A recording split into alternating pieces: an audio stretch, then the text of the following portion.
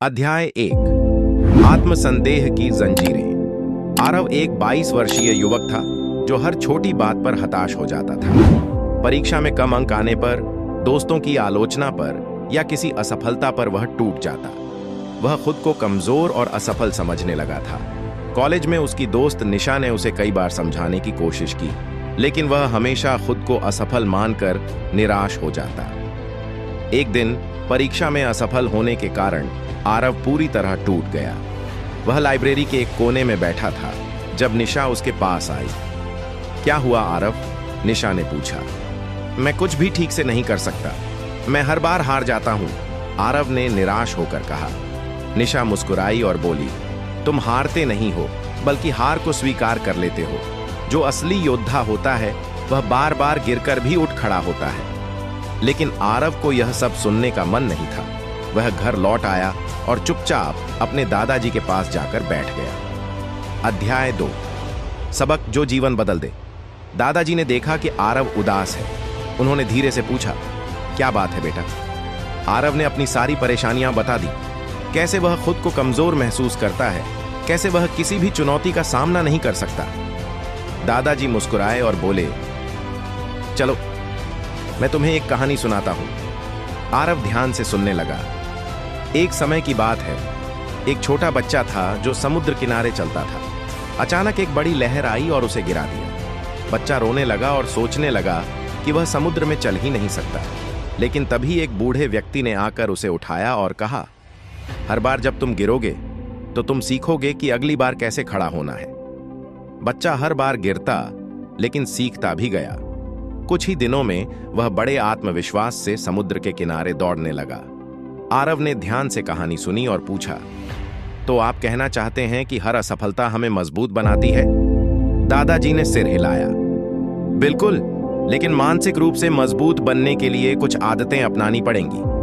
अध्याय 3 मानसिक शक्ति के 3 मंत्र। 1 खुद पर विश्वास रखो। दादाजी बोले, सबसे पहले खुद पर भरोसा करना सीखो। जब तक तुम खुद को कमजोर मानोगे, दुनिया भी तुम्हें कमजोर ही मानेगी। जब तक तुम खुद पर भरोसा नहीं करोगे, तब तक सफलता तुम्हारे पास नहीं आएगी। आरव ने सोचा कि वह हमेशा खुद को हीन महसूस करता था। शायद यही उसकी सबसे बड़ी गलती थी। 2 असफलताओं से सीखो। दादाजी ने आगे कहा, कोई भी इंसान बिना असफल हुए सफल नहीं होता। जो इंसान हर हार से सीखता है वही आगे बढ़ता है।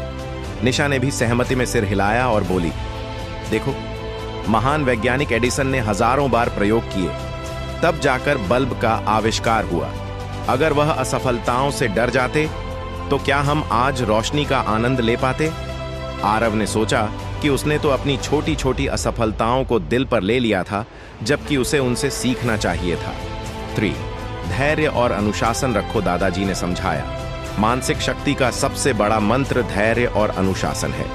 कोई भी बड़ी सफलता एक दिन में नहीं मिलती। हर रोज एक कदम बढ़ाओ, धीरे धीरे तुम्हारा आत्मविश्वास मजबूत हो जाएगा। अध्याय 4 बदलाव की ओर। आरव ने उस दिन से खुद को बदलने का फैसला किया।